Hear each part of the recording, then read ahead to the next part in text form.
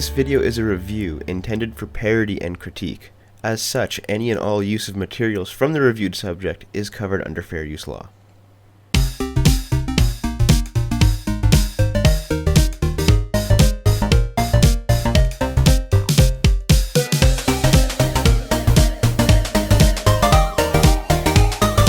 Hey guys, Dev here.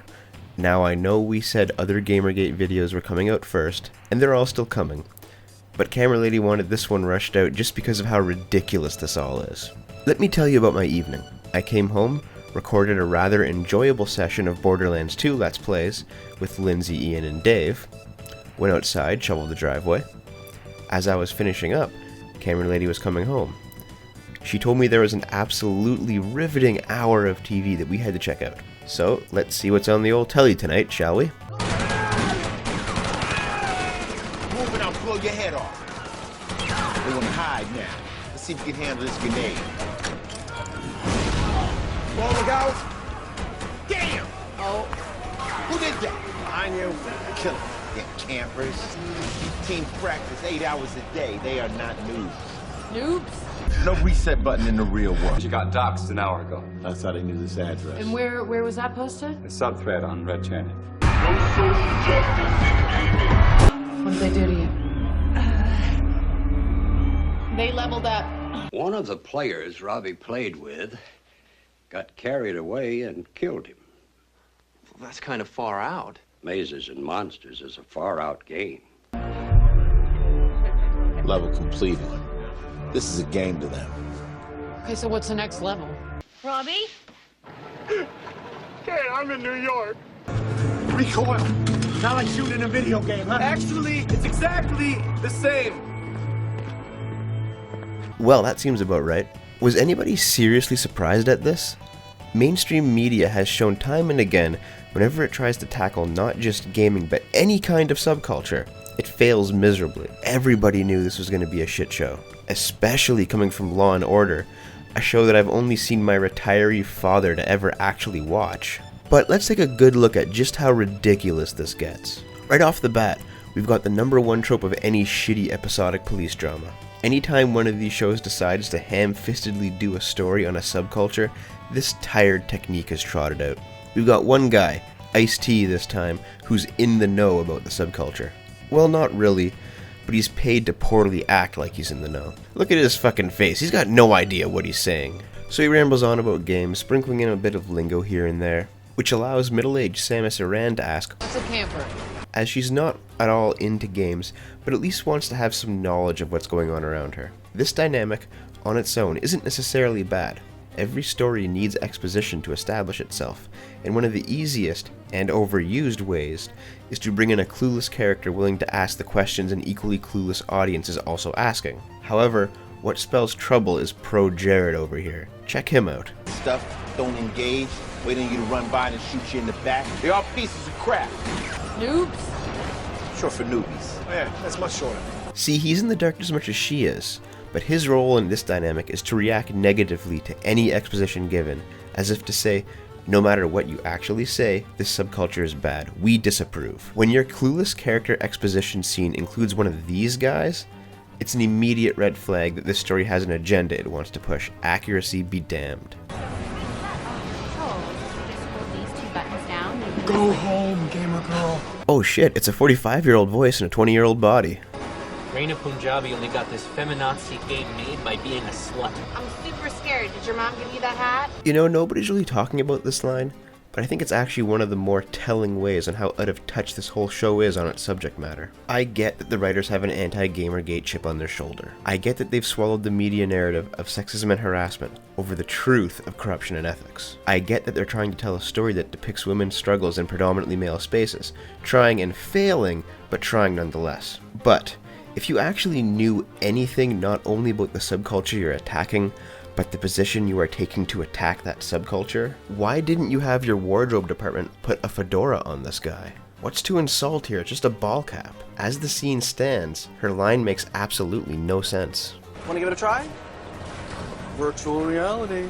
Virtual reality? It's like you're actually inside of the game. Enter the unique world of virtual gameplay with Nintendo Virtual Boy. Will you just watch the movie for a second? I'll be right back. Whoa, whoa, whoa, whoa, hold up, pause it right there.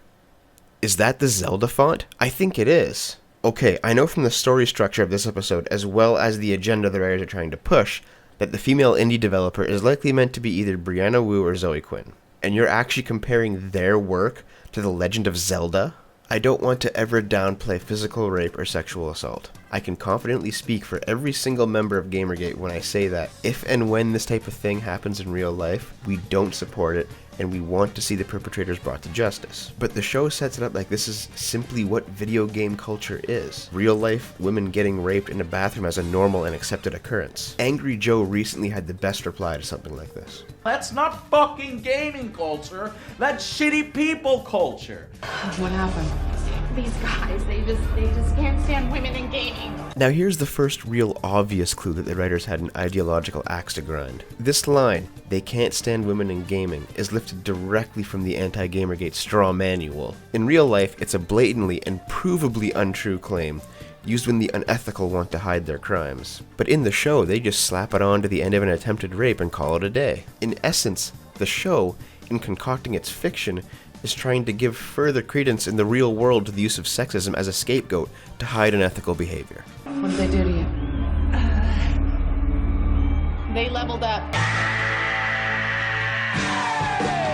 Oh, come on. Ignoring the fact that, unless you're fucking camera lady, it's really unlikely for you to mouth off a quip after an attempted rape, this sort of thing happens all over this episode. If you die in the game, you die for real, guys. How many cliched, hackneyed pieces of garbage tackling gaming used puns involving game over, next level, or reset button? How do these people still have jobs writing such drivel? Well, in their world, developers like God.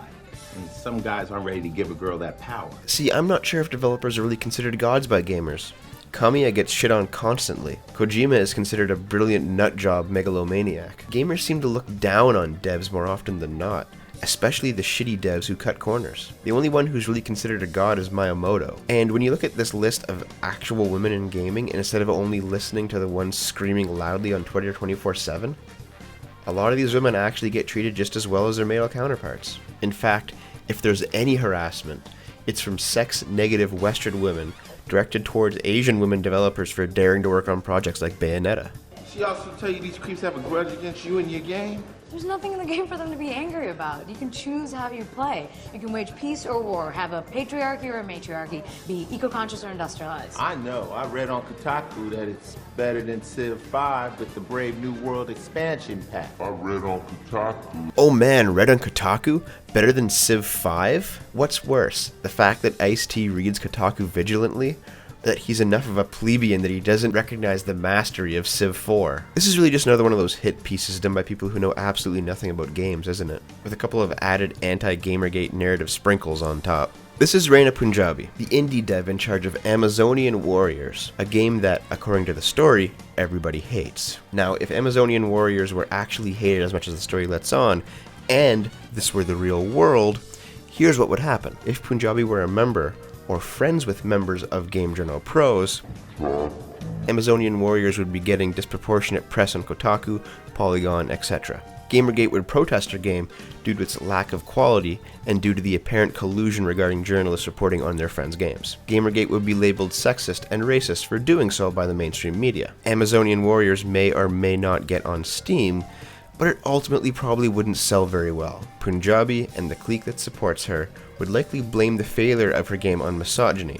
Gamergate, meanwhile, would just play better games, like Civ 5. But this is the insane world of right-wing masquerading as progressive conspiracy theories, where every single Tumblr box is ticked, every single mainstream media Gamergate stereotype is employed. A 4chan knockoff called RedChan, complete with viral subthreads? Check. Where was that posted? The subthread on RedChannel. Swatting? Check. Even though the vast majority of swatting targets in real life are male gamers and streamers. Hoodie and off-brand anonymous mask-wearing teens threatening SJWs? Check. She and her social justice warriors don't leave gaming now? We will make them. Accusing them of being cyber terrorists? Check. It's terrorism. Wait, wrong clip.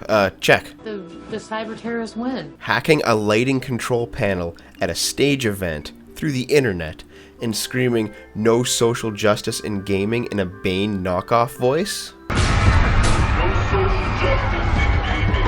At this point in the story, things start to pick up. It becomes less about individual instances of idiocy and more about chase scene after chase scene on the trails of 3 criminals who kidnap, gang rape, and plan to execute Punjabi, while Ice-T injects every so often to explain another bit of gamer lingo or make another dumb pun. Their videos are framed a lot like, you guessed it, ISIS videos. Remember, the writers are taking pages from the anti-gamer propaganda handbook, and bigots have been unfoundedly comparing gamers and Gamergate to ISIS for nearly 6 months now. Nobody's surprised that eventually somebody would stoop so low as to film a farce like this. The only question was how long until it happened. Also, the group uses a skull and grenade logo in the background of every single video they take. Hey wait, that's Roguestar's symbol. They're even alluding to Rogue, calling the main guy the thematically similar name of Acid Rain. Holy shit, these people are insane. Also, I don't know if anybody noticed this, but the no-name brand Roguestar symbol shows up all over the episode, and not just in the backgrounds of the assault videos. Why is it on the corner of the game footage the cop is playing? Why is it on the corner of everybody's game? Did I miss something? Hey Roguestar, how about you tweet Ice-T and see if you can clear this all up for us? Oh. The show ends with a predictable firefight, employing more gamer quips, revealing the tired plot twist that the gamers can no longer see the difference between the game and reality, and this very memorable line. Women in gaming. What did I expect? I know anti-Gamergate probably won't believe me, but I don't want to see this happen in real life. I don't want to see a woman developer beaten and raped out of the industry. If a person of any gender makes a bad game, and it sees an undeserved push via press or awards due to corruption within the industry, I want to see the journalists lose their jobs, I want to see the award shows shut down for fraud, and I want to see the developer's game not sell. But nobody wants to see rape and assault. Reina, you're asking the audience, women in gaming, what did we expect? Well, I'll answer that question, but I'll send my answer towards the real-life women and men in gaming, the people who are not victims of rape by gamers, but rather are the sources of corruption within our industry. What did we expect? We expected ethical conduct. On top of being anti-gamer propaganda, this episode is meant to be a thinly veiled Gamergate show. It fails due to its lack of focus on the topic of Gamergate, ethics. This show is what anti-gamers desperately wish Gamergate was in real life, so that their baseless vilification could become true. In essence, this is anti-Gamergate pornography. I'd like to take a minute and discuss a few extra things at the end here. This episode is not groundbreaking, nor is it unique. We've seen this type of moral panic raised by conservatives for years, from the invention of the automobile, allowing youth to leave town during a Sunday, to rock and roll with Elvis throwing up the horns, to Dungeons and Dragons turning children into satanic ritualists sacrificing goats and whatever, and now with video games. The specter of the anti-gamer began to rise in the mid-90s, and we thought we'd finally struck it down with the disbarment of Jack Thompson. But with the rise of Gamergate, its opposition has brought the hysteria back in full force. But why is this type of stuff just so effective in our larger society? In our traditional culture, and really in most traditional cultures, males are allowed to occupy one of 3 social spaces. Boiled down, they are baby, adult, and outsider. The baby is a male child. He has no agency of his own, and is cared for and controlled by both women and men in different ways. He is also generally not thought to be responsible for his actions, except in extraordinary circumstances. The adult is the mature male, not just physically, but socially. He is required to be a leader when called to the task. He is required to be a warrior when there is fighting to be done. He is required to hunt or otherwise provide not only for himself, but for other people. He is required to work to earn his masculinity. The outsider is the natural default of the male. All males, if they're not babies or adults, are considered outsiders. Outsiders can be enemies, or they can be people unwilling to contribute to society. Now, this is obviously a very tribal definition of masculinity, and while it may have been useful in ages past, it still exists as a holdover today. Little boys are still coddled, though that practice has begun to erode in recent years. Adult men are still required to be breadwinners and providers, soldiers and leaders, even if they aren't inclined to be. And outsiders? They're the deadbeats for not wanting to be fathers. The man-children, for enjoying pastimes conservative society has deemed childish. Lazy for not working out. Roid ragers for working out. Sissies for being sensitive. Assholes for not being sensitive. And so on. Male privilege, as second-wave feminism describes it, exists. But only adult men have access to it. Babies do not. Outsiders do not. Just as women are forced into the roles of either Madonna or whore, men are forced into the roles of either adult or outsider. And just as individual women are human, with far more complexities than either role allows them, individual men are just as human. So, let's bring this back to gaming. The show immediately begins by framing the main story around the chief's adopted son, who's been giving her some trouble. He's rough and tumble, his form of play is very active in comparison to the two adorable girls who just sit quietly. The given reply is, Boys run around, they break things, they hurt themselves. It's in all their DNA.